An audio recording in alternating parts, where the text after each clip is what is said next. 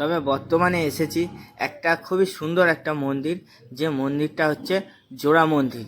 হ্যাঁ বন্ধুরা, বর্ধমানে জোড়া মন্দির কোথায় অবস্থিত অবশ্যই বলবো, এবং কেন জোড়া মন্দির হয়েছে সেটাও বলবো। পুরো বর্ধমানের এই জোড়া মন্দিরটা প্রায় 400 বছর পুরনো।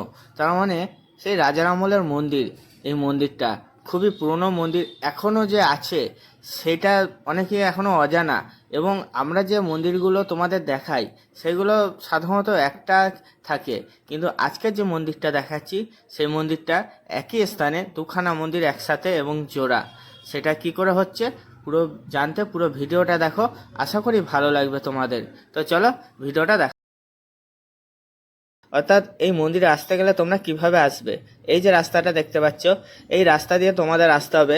এই রাস্তাটা পাবে কোথায়? এই রাস্তাটা হচ্ছে বর্ধমান স্টেশন থেকে তোমরা নারী কলোনির বাস ধরে তোমরা আসবে। নারী কলোনির আগে এমবিসি কলেজ মোড়, এমবিসি কলেজ মোড়ে ওইখানে নেমে আলুডাঙ্গা রাস্তা হচ্ছে এটা, আলুডাঙ্গা ঘোষপাড়া। অর্থাৎ আলুডাঙ্গা ঘোষপাড়া দিয়ে আসলেই এই রাস্তাটা তোমরা পেয়ে যাবে। তো দেখতে পাচ্ছ এই রাস্তাটা ঢুকে ডান দিকে একটা মায়ের মন্দির আছে। এটা দেখো, মায়ের মন্দির হয়ে বাঁ দিকে তোমাদের চলে যেতে হবে ওই মন্দিরটার কাছে। তো চলো তোমাদের দেখাচ্ছি, হেভি দারুণ সুন্দর মন্দিরটা। এই যে মন্দিরটা দেখতে পাচ্ছ, এই দেখো সেই মন্দির। খুব সহজে তোমরা আসতে পারবে এই মন্দিরে। চলো ভিতরে কী কী আছে মন্দিরের তোমাদের দেখাচ্ছি বা দর্শন করাচ্ছি। বন্ধুরা, এত সুন্দর মন্দির, এত সুন্দর দৃশ্য জানি না আগে কখনো দেখাতে পেরেছি নাকি তোমাদের। যাই হোক, দেখো খুবই সুন্দর লাগবে মন্দিরটি। দেখো, দেখেই বুঝতে পারছো দুটো মন্দির একসাথে পাশাপাশি। তবে কি জানো, এই দুটো মন্দির একমাত্র একটা বট গাছ যে দেখতে পাচ্ছ, এই বট গাছটা বেঁধে রেখেছে দুখানা মন্দিরকে একসাথে। শুনতে অবাক লাগলো, এটাই সত্যি ঘটনা। তোমাদের সামনে দিয়ে আরও দেখাবো কিভাবে বেঁধে রেখেছে। তো চলো আর একটু সামনে দিয়ে দেখা যাক।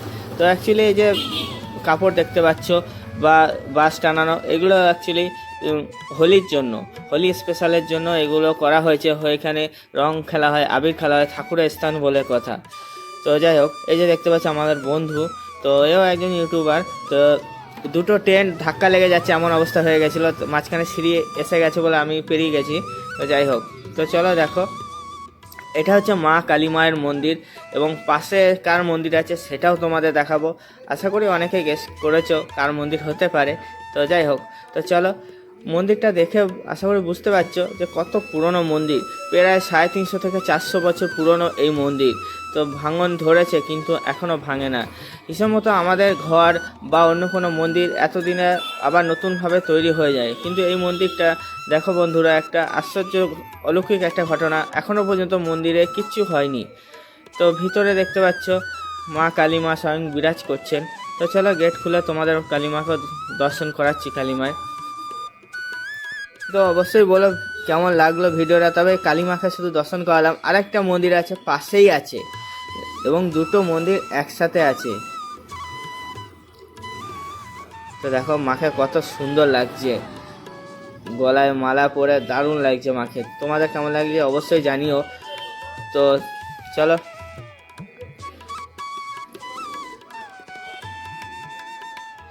এবার বাইরেটা দেখাচ্ছি, মায়ের মন্দিরের বাইরেটা দেখাচ্ছি। বন্ধুরা, এই যে মন্দিরটার যে মাঝে যে বটগাছটা দেখতে পাচ্ছ তোমরা, এই বটগাছটা একটাই বটগাছ। একটা বটগাছ দুখানা মন্দিরকে একসাথে সংযোগ করে রাখছে। দেখো, তোমরা দেখলে বুঝতে পারবে। আর মন্দিরের বাইরের অংশটা দেখো কত ভাঙন, কত ফেটে গেছে, তবুও মন্দিরটা সেই আগের মতোই আছে। এত সুন্দর মন্দির। তো মন্দিরের পিছনের দিকটা দেখালে তোমরা বুঝতে পারবে যে মন্দিরটা সত্যিই বহুত পুরনো মন্দিরটা। তো চলো আর সময় নষ্ট না করে আরেকটা যে মন্দিরে যে ঠাকুর বিরাজ করছে তাকে তোমাদের দেখাচ্ছি। তো দেখো কত ফাটল হয়ে গেছে। দেখো এই যে বট গাছটা দেখতে পাচ্ছ, সত্যি অলৌকিক জিনিস। কারণ এত ফাটল হওয়া সত্ত্বেও মন্দিরটা এক জায়গায় দাঁড়িয়ে এত সুন্দরভাবে টিকে আছে। মন্দিরটা সবই ভগবানের ইচ্ছা ছাড়া তো কিছু হয় না, তাই না? অবশ্যই বলবো ভগবানের ইচ্ছায় তাই টিকে আছে। তো চলো দর্শন করাচ্ছি। এই দেখো মহাদেব, ওরা মহেশ্বরের দর্শন করো। দেখো কত সুন্দর লাগছে মহাদেবকে। তো এই রূপে এরকমভাবে সাজিয়েছে, খুবই সুন্দর লাগে। তবে পাড়া প্রতিবেশীর কাছে জানা যে পুজোতে অনেক লোক আসে এবং অনেক ভক্তের সমাগম হয় এই মন্দিরে। অনেক কাহিনী আছে এই মন্দিরের, তোমরা আসলে তোমরা শুনতে পাবে। তো যাই হোক, যতটা শুনেছি যতটা জেনেছি ততটাই তোমাদের বলছি বা বলার চেষ্টা করছি। তো অবশ্যই তোমরা এসো, একবার এই মন্দিরে দর্শন করে যাও তোমরা, আশা করি তোমাদের ভালো লাগবে। বন্ধুরা, তোমাদের যে বলেছিলাম যে মন্দিরটা বহুত পুরনো মন্দির, তো তোমরা কি করে বুঝবে সেটা তোমাদের আজকে এখন দেখাচ্ছি। দেখো, যে মন্দিরের চারপাশে তো দেখতেই পাচ্ছ কতটা ফাটল ধরেছে, এবং আরও ভালোভাবে স্পষ্টভাবে তোমরা বুঝতে পারবে। এই যে দেখো, যে চুন সুরকি যে ফাটলটা আছে, বা এরকম জিনিস আজকালকার দিনে পাওয়া যায় না। এগুলো 300-400 বছর আগে এরকম মন্দির তৈরি হতো মহারাজাদের আমলে, তোমরা বুঝতেই পেরেছো।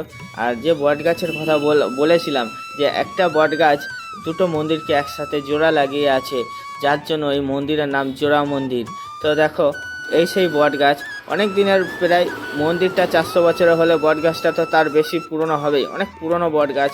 এবং কিভাবে দুটো মন্দিরকে একসাথে জোড়া লাগিয়ে আছে তোমরা দেখো, দেখলেই তোমরা বুঝতে পারছো। এই যে শিকড় আছে, অনেক শিকড়ের মাধ্যম দিয়ে আছে, শাখা পোশাখা অনেক কিছু আছে। তো যাই হোক, তো এরকম সচরাচর হয় না।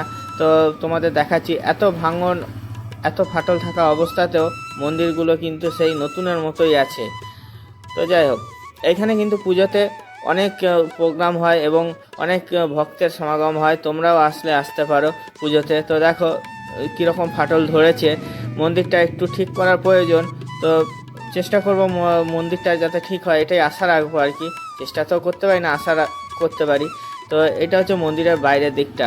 তো চলো, দুর্গা দালানে তোমাদের নিয়ে যাচ্ছি। পাশেই একটা ছোট্ট মন্দির আছে যেখানে সরস্বতীর মা বিরাজ করছে, তোমাদের দেখিয়েছিলাম ভিডিওর ইন্ট্রোতেই। ওইখানে আরেকবার তোমাদের নিয়ে দর্শন করাচ্ছি, নিয়ে দেখাচ্ছি তোমাদের। এই দেখো ভিতরে। তো চলো বন্ধুরা, এই যে দেখতে পাচ্ছ, এটা হচ্ছে দুর্গা দালান, কেউ আটচালা বলে, কেউ নাট মন্দিরও বলে এই মন্দিরটাকে। তো জোড়া মন্দিরের পাশেই নতুন তৈরি হয়েছে, দেখলেই তোমরা বুঝতে পারবে। এইখানে যারা ভক্তরা আসে বা কোনো অনুষ্ঠানে এইখানে বসে বিশ্রাম করে বা খাওয়ানোর ব্যবস্থা থাকে, তখন এইখানে হয়। তো যাই হোক, তো আমি যদিও দেখিনি, তো তোমাদের সেরকমভাবে কিছু বলতে পারছি না। তো তোমরা আসলে তোমরা বুঝতে পারবে। জোড়া মন্দির দুটো তো হেভি লাগলো, দারুণ লাগলো। তোমাদের কেমন লাগলো অবশ্যই কমেন্টে জানিও, বেশি আর বাড়াবো না। তো এখন বর্তমানে এই মন্দিরের ভিতরে সরস্বতী মায়ের বিরাজ আছে। তো দেখো, তোমাদের দেখাচ্ছি। দেখো, সেই সরস্বতী মায়ের বিরাজ আছে,